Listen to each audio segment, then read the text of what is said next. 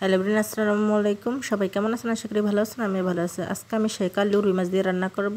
প্রথমে পানি দিয়ে দিলাম, একটু হলুদ লবণ দিয়ে দিলাম, শেকালু দিয়ে দিচ্ছি। এরপর পর্যায়ে শেকালুটা একটু সামান্য সিদ্ধ করে নিব। এখন আমি পেঁয়াজ দিয়ে দিলাম, তেল দিয়ে দিলাম, ভালো করে নেড়ে নিচ্ছি। পেঁয়াজটা একটু ব্রাউন কালার হয়ে গেলে একটু পানি দিয়ে দিলাম। পানি দেওয়ার পরে এখন একটু নেড়ে নিব। এভাবে শেকালু রান্না করে দেখবেন। লবণ দিয়ে দিলাম, লবণ হলুদের গুঁড়ো দিয়ে দিচ্ছি, পরিমাণ মতো দিবেন। মরিচের গুঁড়ো দিয়ে দিচ্ছি, আমি আমার পরিমাণ মতো দিচ্ছি, আপনারাও দিবেন। লাইক কমেন্ট শেয়ার করতে ভুলবেন না।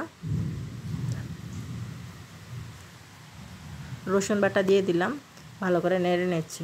আর আমি নতুন যেহেতু, আমার ভিডিওটা একটু দেখবেন, পাশে থাকবেন, শেয়ার করবেন এবং কমেন্ট করবেন। আমি মাছগুলো দিয়ে দিচ্ছি। রুই মাছ দিয়ে যেহেতু রান্না করব, বেশিরভাগই মাথা। ভালো করে কষিয়ে নিচ্ছি মাছগুলো।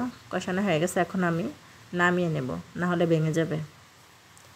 এখন কথা হচ্ছে, আপনারা কোথায় থেকে আমার ভিডিওটি দেখছেন আমাকে জানাবেন। দেখুন সব নামানো হয়ে গেছে, আমি আলুটুকু দিয়ে দিচ্ছি। পুরো ভিডিওটি দেখবেন। আলুটা ভালোভাবে নেড়ে নিচ্ছি। শেকালু তেমন বেশি পানি দিবেন না, ভালো করে কষিয়ে নেবেন। দেখুন আমার কষানোটা খুব সুন্দর হয়ে গেছে। একটু ঢাকাটা দিয়ে নিলাম আর একটু ভাপিয়ে নিব। যে দেখুন কষানো শেষ। এখন পরিমাণ মতো পানি দিয়ে দিচ্ছি। বেশি পানি দেওয়া যাবে না, একদমই নরম হয়ে যাবে। পরিমাণ মতো পানি দিবেন। ঢাকাটা দিয়ে দিচ্ছি। বলক চলে আসছে আমার তরকারিতে। দেখুন তরকারির কালারটাও ভালো আসছে। মাছটাও দিয়ে দিলাম। মাছটা একটু তাড়াতাড়ি দিছি যেন ভালো করে মাছটা, যেহেতু আগে কষানো মাছ। দেখুন তরকারিটা আমার প্রায় অনেক বলক চলে আসছে এবং ফ্রাই হয়ে গেছে।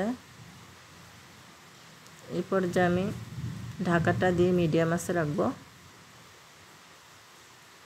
ঢাকাটা দিয়ে দেখুন, ঢাকাটা তুলে নিয়ে দেখুন এবার কালারটা কেমন আসছে। খুবই সুন্দর লাগছে।